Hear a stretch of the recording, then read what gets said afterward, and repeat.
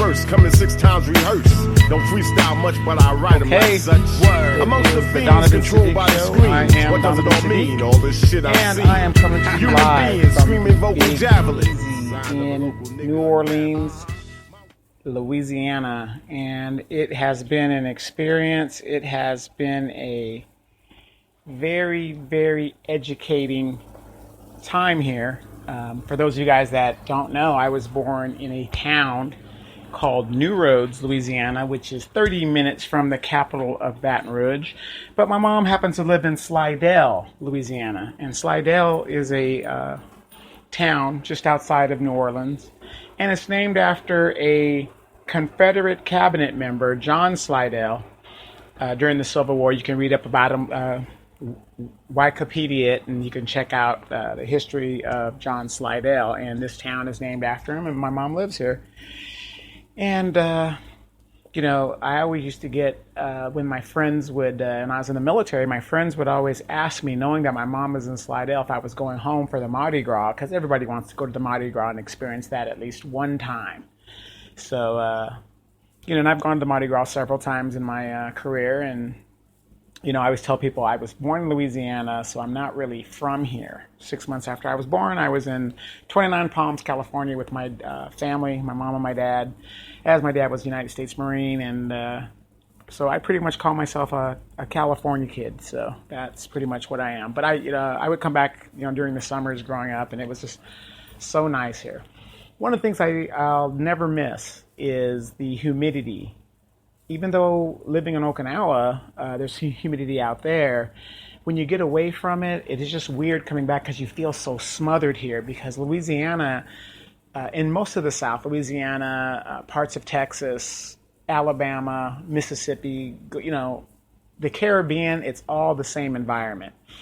You know, as I was driving around, you'll see like old houses and you know, anything that's left here, eventually the greenery will come back and cover it up and take it over. So it's just a different experience when you live out in the desert in Riverside, California, and Moreno Valley and the Inland Empire. You know, we have dry heat where, you know, this is a little bit different. So it's very interesting. I said I'm very happy to be here, but I'm talking about the Big Easy. And in American history, there has never been such a corrupted city in American history than New Orleans. And that's why they call it the Big Easy. One of the reasons they call it the Big Easy. Because political bribes, political shenanigans, it's a way of life in the city of New Orleans. I mean, they've cleaned it up a lot. But recently in the Katrina disaster, even the mayor in that situation is in federal prison right now for some of the shenanigans that he pulled while mayor. And how he did that was he received donations and special treatment and special preference toward his company, his son's company, and he basically kind of money laundered money through these various companies and preferential treatment.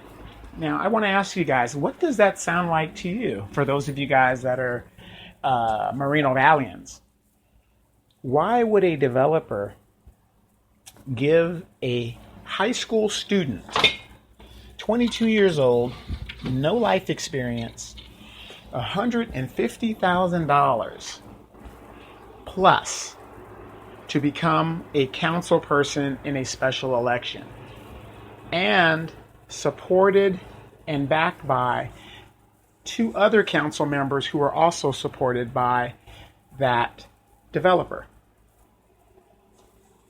This is not rocket science. You really gotta just use your common sense. I tell people, stop thinking, you know, astrophysics. This has nothing to do with astrophysics. Just think common sense.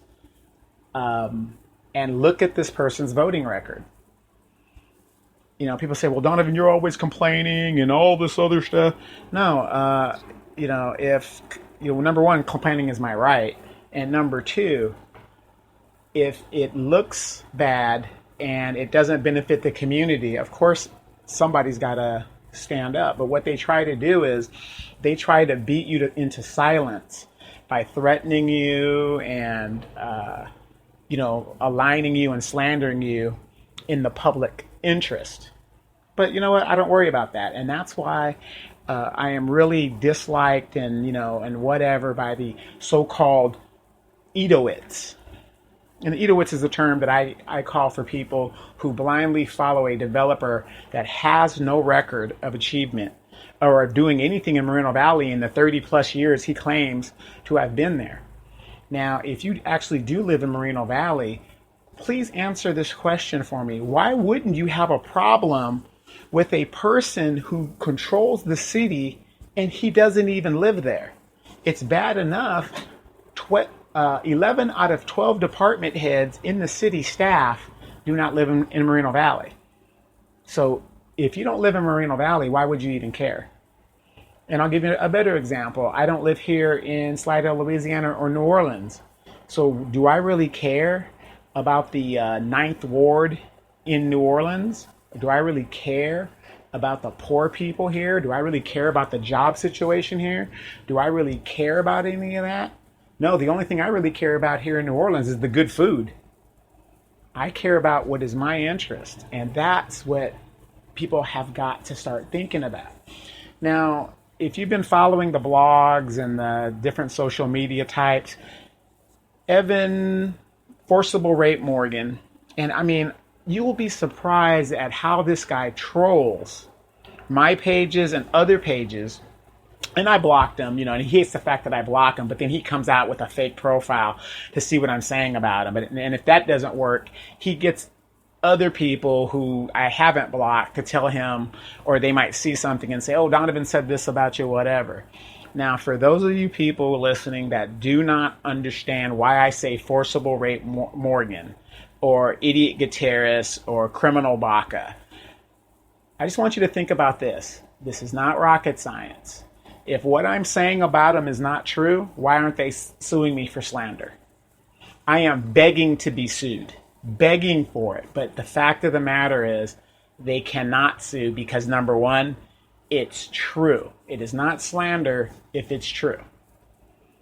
So if you don't believe me, look this stuff up. It's the real deal.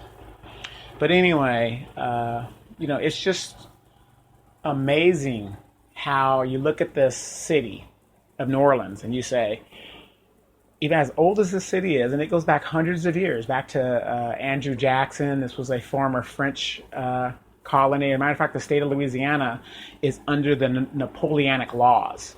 So, they don't have counties here, they have parishes. I mean, it's just a different type of environment that you got to operate. Some stuff is similar, but then again, some of their laws are a little bit different because this is a totally different environment. So you can't compare apples and oranges. Now, people say, oh, well, Riverside is jealous of Moreno Valley or whatever. Moreno Valley is only 33 years old. Riverside is over 100 years old. Riverside was formed in May 9th in the late 1800s. And May 9th happens to be my birthday. Wow, what a coincidence. So when these Edoites say stupid stuff like we're jealous of them, Riverside's not even studying us, okay? That's like my 94-year-old grandfather sitting, and I visited with him when I was down here. I mean, awesome man. I mean, he doesn't even look 94 to me. But anyway, that's like me trying to tell him about life. So Moreno Valley, to even think that they can tell Riverside how and what and whatever, it's a joke. It's just a total joke. But when you look at a city that's over 100 years old, it's master planned. Moreno Valley, we're going to go through our growing stages. But technology is advancing at such a fast pace that what we decide today can affect us in the future. And when I mean technology, robots are already taking over factories and jobs and warehouses because you don't need people. There are not enough jobs out there. People are graduating with a high school diploma, college diplomas, and they can't even find jobs in this country. And these developers and these people, they want slave labor. They might not tell you that, but that's what they want, slave labor. And people look at me and they say, well, Donovan, it's easy for you to say that because you're retired and all that. Hey, my blessings is my blessings, and don't throw that, they try to reverse that and throw that in my face. You can get yours too. But just like Daryl Terrell always says, are you in a position to get that job? And you got to be honest with yourself. You can't come out of high school talking about you're going to do an automation of a warehouse and you have no certification. It's not going to happen. You're not going to get that job. And that's what this battle and this fight is about. And it's also about how our elections are influenced by people who do not even live here. Mr. Kerberos, Kid Kerberos, I mean, his residency is even in question. It's even in question. But yet he comes over here at 22 years of life and he gets elected to the city council and doesn't even have the decency to recuse himself from a vote on money he received from a donor. That just shows you where his ethics is at. If you don't have any ethics now, you just don't have them. You're definitely not going to have them later. You're definitely not going to do that. And that's what a lot of this stuff is about. So when I get these people that send me emails and threats and all this other stuff, here's my answer to that. I ran for city council twice. My information is public record. Everybody knows where I live. Just go to Edgemont. I am not far. You can Google it. It's up there, whatever the deal is. Stop with the threats. Come with your person. If you want to call me, text me, whatever, and let me know you're going to come, I will make myself available at my house. People say, oh, this guy must be crazy. He's actually inviting people to come to his house. You're always welcome. Everybody knows where I'm at. One of the main questions I get all the time is, well, how can we get you out of politics? Or, why can't you go away? I'm going to give you the same answer I have given since the day I got involved. Fix my neighborhood, fix Edgemont, fix the Box Springs water problem. Hey, and you won't see Donovan Sadiq ever again. Ever again. Now, Mr. Forcible Rape, who's on the Moreno Valley School Board, by the way, has reached out to me and has basically in innuendos and certain variations has hinted that if I would stop calling them Edoites and talking negatively about the WLC, that they would support me in any endeavors I might choose to partake. Now, I don't know what that means. Are you ensuing Mr. Morgan, Mr. Moron, that I, Donovan Sadiq, would take money from Highland Fairview so that I can get elected to District 1 so that I can continue the work that I'm done? What would be the point of that since you've already done the damage to the city? The game would be over. It would be stupid of me to say, oh yeah, that's almost like offering me a bigger contract after I just lost the NBA Finals. How stupid do you think I am? I'm a person of ethics and morals. Wouldn't do it. The sad thing is, the neighborhood that I live in hasn't changed much in 30-something years, and it won't change much in 30-something years because we have representatives that don't give a damn. I feel sorry for the people that are buying $400,000, $500,000, $600,000 homes on our east side, and they're just slapped with a warehouse as a view. I've said it, and I will continue to say it. Why isn't anybody talking about the white flight that is happening in our city? You talk to most of these realtors, where are they at? This is a dead city. We are going to become the city of commerce. And it's just sad. So people say, well, how do you have this information, Donovan? How do you know this is not true? How many of you will agree with me, without the WLC, we need truck stops in Moreno Valley? Because I'm tired of going to the gas station and I see this big rig trying to jam its way up into the fueling station just to get diesel fuel. Where are our truck stops? We need them right now. Where are our rest stops for the trucks? We need them right now. We have warehouses right now. Where is the infrastructure for these trucks? This is why I do not believe the WLC will be built. It's nothing but land speculation. When he gets the vote, his infrastructure bond, which is going to cost us, the taxpayer, in excess of $800,000, and he might not do it this year, but it's coming. It's coming. When we put the sewage in there, and we put the roads in there, and we put the lights and signals near and around his property, what do you think happens to that property? The value goes up. This is not rocket science, people. Just use your common sense. He won't pay his legal fees of $215,000 that he owes the city. And if you owed the city $30, don't you think you would be getting a letter and they'd be on you and you know, whatever's happening? Of course you would. No, not a person who owns the city. Mr. Benvizi, he doesn't get that. Who do you think's going to pay for that? $800 million, almost $1 billion in taxes. And, you know, and you'll see these Edowits talk about, well, you know, that'll never happen because we don't have the tax base in a city that can't afford it. Do you actually think Highland Fairview and Emperor Edo actually cares if we have the money or not? If we've got to pay this money over a 25-year period, do you really think he cares? Because it's all about him and his property and him making a profit. Do you think he cares? Again, I'm going to say this and I'm going to say it until I can't say it anymore. This is not rocket science, people.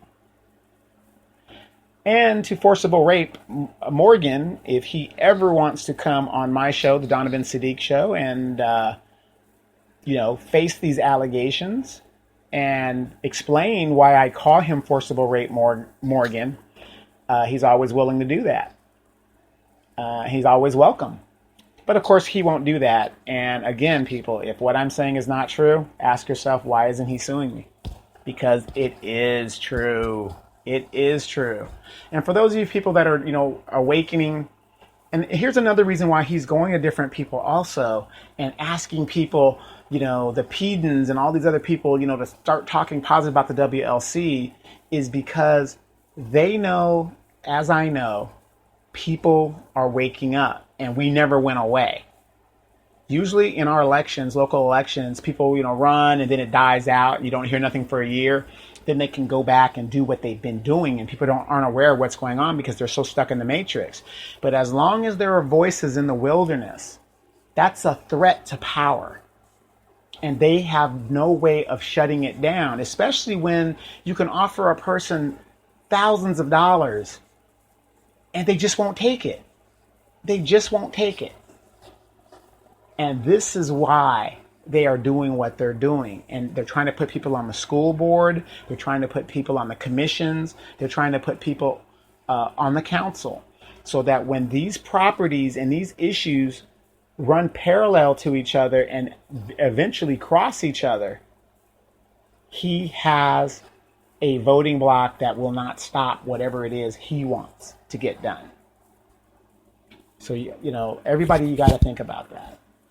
Now, I also want to remind everybody that Aja Smith is running for Congress, and we are a big supporter of Aja Smith. She's a veteran, and of course, I'm going to support veteran no matter what. However, I mean, not necessarily no matter what, you know what I mean, but I'm going to support a veteran that has my goals and my interests at stake. And it's not about people have to get away from this Republican, Democrat bullcrap, independent bullcrap. There's only one party, and it's the ruling party. A Democrat, a Republican, two sides of the same coin. That's how I see it. Now, this young lady seems to have my interest at stake. She lives in my city, so she understands what's going on. She needs to raise money, and I've done the math. If 800 people could donate $27, she will meet whatever her quarter goal is. And if we can just do that, if you can, $27 for a good cause and for somebody who may help us in our fight against the WLC. So if you're against the WLC, I challenge you and I demand you to donate $27 to Mrs. Smith's campaign. And we're going to be supporting that. We're going to be keeping her because she's going up against a corporate Democrat. A corporate Democrat. People say, why do you say that? I hate the fact when Democrats bring up the fact that, oh, look at the Republicans, they raise all this money from their donors and whatever. Well, Democrats do it too. You have, corporate Democrats, you have progressive Democrats, so on, so forth. They're the same party. It doesn't matter. And the Democrats, it's just not working for me. It's just not working. So we need to get this person elected. Please go to Aja for Congress. I'm sorry, not Smith. AjaForCongress.com and donate. If you can't donate, we're always looking for volunteers because you need a good ground game. I'm telling you, read her platform. Think about what she's about. I happen to know this young lady. During the WLC wars, she was out there getting signatures. She was walking the districts. She was putting up tents on the weekends, sitting in the hot sun. This person's the real deal. How many people running for office do you actually know? I'll give you a most recent example. Kid Kerberos comes out of nowhere, no experience, and runs for office. I never seen him knock on any doors. I never seen him, do anything in the fight. Even if he is for the WLC, I never saw him speak at any council meeting or any commission meeting. But people voted for him. And we have to get out of this voting for La Familia. We've got to get out of that. Okay? Because La Familia, just because somebody looks like you, doesn't mean they're for you. Okay? Victoria Baca has not been seen in the district since she got re-elected after being recalled.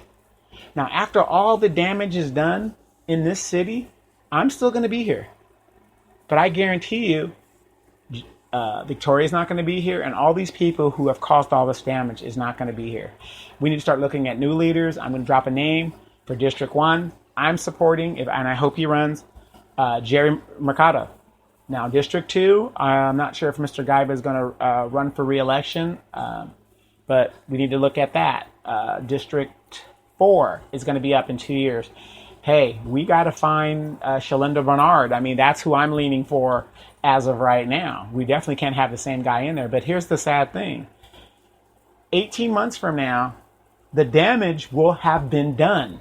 But we need to get people in there now who can undo the damage and put us on the right footing as a city to grow in a positive way. And we do that by doing our homework and getting behind one consensus candidate in each race. Just one. And start calling out those that are ethically immoral. Again, people say, well, Donovan, maybe you should run again in District 1. I don't need to. I don't want to do that. I serve the community better, sounding the alarm in the wilderness, putting on debates, and getting the information out there. That's what I think. I serve the community better, because if it was about me, yes, you're right. I would be another Denise Fleming and saying, yes, me. It's about me, not the city, not my community, not Edgemont. I am for the betterment of my neighborhood, my district. Edgemont has been left behind. I've said that from day one, and I will continue to say that. And I thank those people who understand where I'm coming from in my fight. Because if I can get my neighborhood halfway decent and developed, then we'd look like the rest of the city. Is that wrong of me to want fairness? For a long time, property taxes were taken from my neighborhood for the benefit of the east side. How fair is that? That's not fair. But then me, Aja Smith, MV Gordy, all kinds of people, sustained development for Moreno Valley residents for sustained development, we stood up for what's fair. And these people did it way before I arrived on the scene. So I just want what's fair, no more, no less. And that's human nature. You know, I want what's best for my neighborhood, but I also want what's best for the city. And what I see what's going on is I do have a problem with a person coming into my city, controlling it, that doesn't even live here. I have a problem with the city staff, because when you ask Michelle Dawson, would she like to live by a warehouse? The first answer out of her mouth is no. And then when you ask her where she lives, do you live near warehouses? She's going to tell you no. Would you live near warehouses, Miss Dawson? She's going to tell you no. But why is it good? Why is that good for us? Please explain that to me.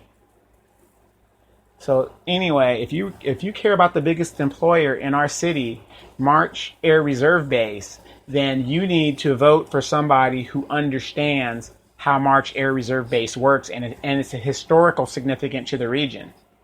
Number one, it's one of the oldest bases in the United States and on the West Coast. Number two, for those of us that are old enough, Bob Hope did his very first USO show at that base.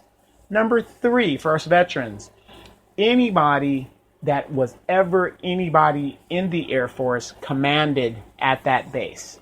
Yes, the only 5-star general of the United States Air Force, Henry Hap Arnold, commanded at that base. Tui Spatz, first chief of staff, commanded at that base. I can go on and on and on and on. Curtis LeMay, the most recent historical World War II figure, died in 1990-91, because I was over there in Diego Garcia during the Gulf War, and we got word that he died, and he was stationed and commanded at March Air Reserve Base and retired in the area at the old Air Force Village West. So that base has a lot of historical significance. We are surrounded by Camp Pendleton, 29 Palms, and Fort Irwin, where we do a lot of the desert training. So recently, a new terminal was made to process the Marines to get them to the fight. This is the only air mobility base with a 10,000 plus foot runway to take on big C-5s and 747 aircraft to get these Marines to the fight. So this base has strategic importance, and Miss Smith understands that. Mark Takano doesn't understand that. Nobody else understands it. And, you know, she was stationed there. I was stationed there. But it's not about me, it's about her. And this is one of the reasons. March Air Force Base provides a lot of jobs and a lot of money into our local economy. Now, when it was an active duty base, when I was stationed there, over $50 million on average was pumped into the local economy. When the base closed, as you see, significant bad things happened to the community. Homes were foreclosed, and military people left their homes or sold their homes at a loss.